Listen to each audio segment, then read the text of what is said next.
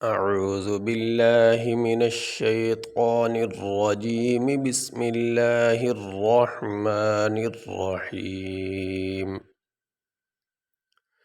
يكاد البرق يخطف أبصارهم یا زبریہ کاف الف زبر کا یکا دا لام پیش دل یکادل با را زبر بر قاف پیش قو یکاد البرق یا خا زبر یخ طا زبر طا یخطا فا پیش فو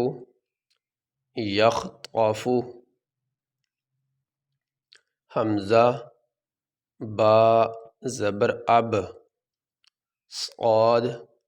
الف زبر صا اب صا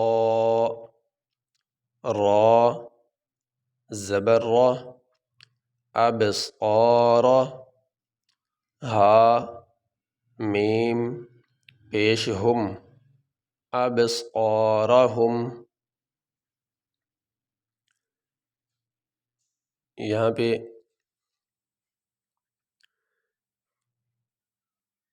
یہ کاف جو ہے اس آیت میں یہ دو کاف آئے، ایک یہ کاف الف والا اور یہ قاف نقطوں والا، اس کے اوپر دو نقطے ہیں۔ یہ کاف الف والا جو ہے یہ باریک پڑھا جاتا ہے اور یہ قاف نقطوں والا یہ موٹا پڑھا جاتا ہے، اس پہ آواز کو موٹا کیا جاتا ہے۔ یکاد البرق برق، ویسے جو موٹے حروف ہیں وہ 8 ہیں، خا را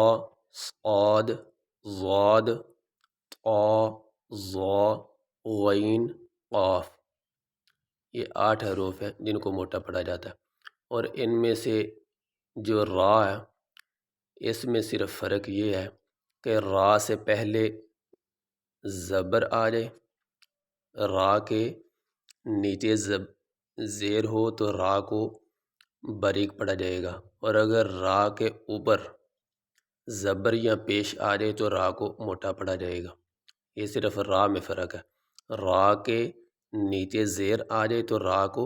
باریک پڑھا جاتا ہے، اور اگر را کے اوپر زبر یا پیش آ جائے تو پھر را کو موٹا پڑھا جاتا ہے۔ اور اگر را سے پہلے زبر یا پیش آ جائے تو پھر بھی را کو موٹا پڑھا جائے گا، جیسے بر برق،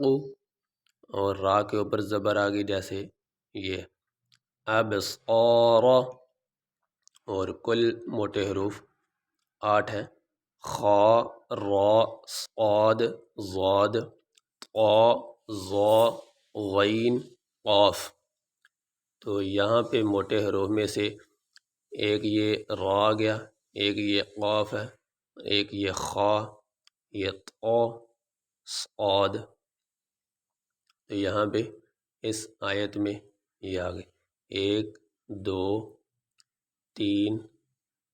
4 اور یہ 5 حروف آ گئے اس سبق میں جن کو موٹا کیا جاتا ہے۔ آج کا ہمارا سبق یہیں تک، یہیں پہ ہم وقف کریں گے۔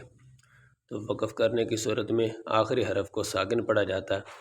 تو جس کا آخری حرف پہلے ہی ساکن ہو اس کو وقف کی صورت میں ویسے ہی پڑھا جائے گا۔ یکاد البرق یخطف ابصارہم، یہ سبق ہمارا مکمل ہوا۔